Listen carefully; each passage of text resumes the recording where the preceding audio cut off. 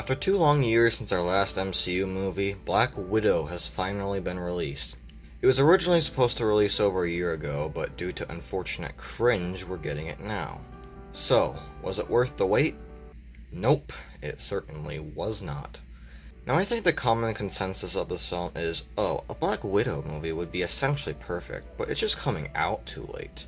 And while yes, I do agree that how Marvel decided to release these films was a bit strange, I think we need to understand that just because it's a character we like doesn't mean the movie will be good.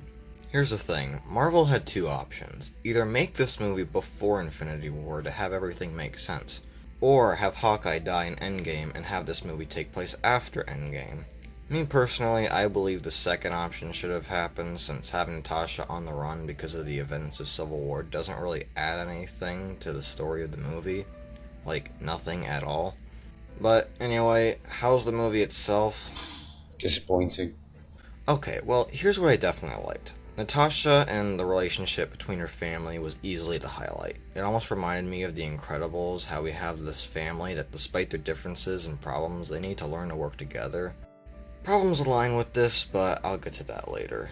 And naturally, the performances are great, and again, just really enjoyed these side characters. I'm genuinely looking forward to Yelena Belova becoming the next Black Widow, hopefully. Like, I'm definitely down for that.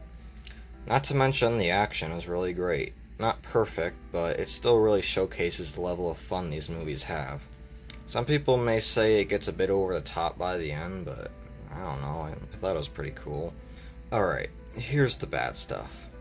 For one Marvel movie, and I really mean just one movie, can we not have humor overload the runtime? There's a time and a place for jokes. Having an emotional conversation between two characters is not the time.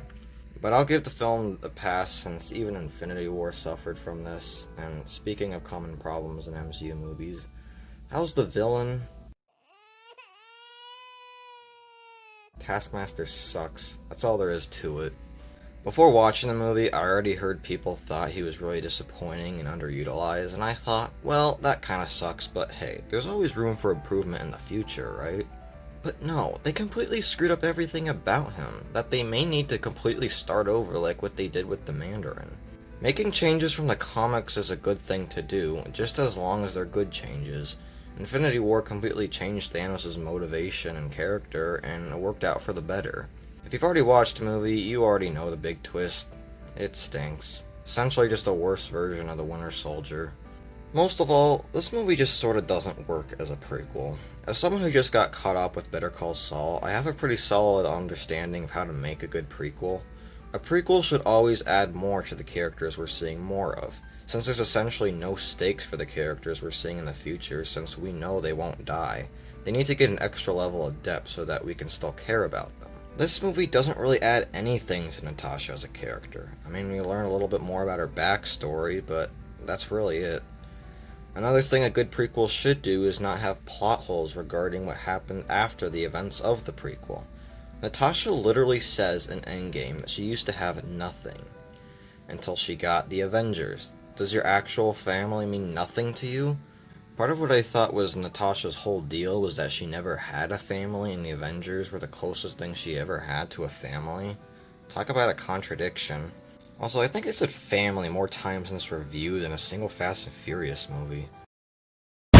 Personally, I feel like if people in the future were to watch all these films, they should definitely just watch this before Infinity War. Just as long as you skip the post-credits scene, you might as well watch these movies in chronological order, just to make sense of everything. Damn, I was a bit hard on this, wasn't I? I mean, I enjoyed it. Any scene with those pigs was quite cool. It just could have been so much more. I'm giving this one a 6 out of 10 and closer to a 5 than a 7.